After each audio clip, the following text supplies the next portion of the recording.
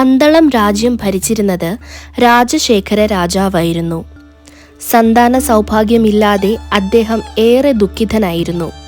ശിവപൂജ നടത്തി സന്താന സൗഭാഗ്യത്തിനായി അദ്ദേഹം നിരന്തരം പ്രാർത്ഥിച്ചു വന്നു. ഒരിക്കൽ വനത്തിൽ നായാട്ടിനു ശേഷം രാജാവും കൂട്ടരും പമ്പാ തീരത്ത് വിശ്രമിക്കുകയായിരുന്നു. അപ്പോഴാണ് ഒരു കുഞ്ഞിന്റെ കരച്ചിൽ കേട്ടത്. രാജാവ് ചെവിയോർത്തു. അതെ, ഒരു കുഞ്ഞിന്റെ കരച്ചിൽ തന്നെ. ഉടൻ ഒപ്പമുണ്ടായിരുന്ന മന്ത്രിയെ വിളിച്ചു. മഹാരാജൻ, എന്തായാലും അടിയനോട് പറഞ്ഞോളൂ. നീ കേട്ടില്ലേ ഒരു കുഞ്ഞിന്റെ കരച്ചിൽ? മന്ത്രി ചെവിയോർത്തു. അതെ, ഒരു കുഞ്ഞു തന്നെ. ഈ വനത്തിൽ എങ്ങനെയാണ്, എവിടെ നിന്നു വന്നു കുഞ്ഞ്? മന്ത്രി ആലോചിച്ചു.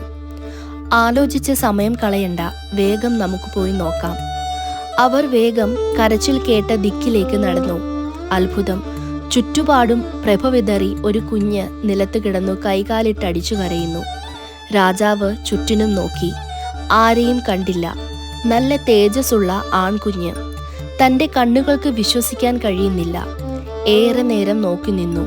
എന്തു ചെയ്യണമെന്ന് അറിയാതെ ശങ്കിച്ചു. അപ്പോൾ അവിടെ ഒരു മഹർഷി പ്രത്യക്ഷപ്പെട്ടു. രാജശ്രേഷ്ഠ, ശങ്കിക്കേണ്ട. കുഞ്ഞിനെ എടുത്ത് കൊട്ടാരത്തിൽ കൊണ്ടുപോയി വളർത്തിക്കോളൂ. ഇവൻ അങ്ങയുടെ എല്ലാ സുഖദുഃഖങ്ങൾക്കും നിദാനമാണ്. മഹർഷിയുടെ വാക്കുകേട്ട രാജാവ് കോരിത്തരിച്ചു. ഓടിയെത്തി കുഞ്ഞിനെ കയ്യിലെടുത്തു.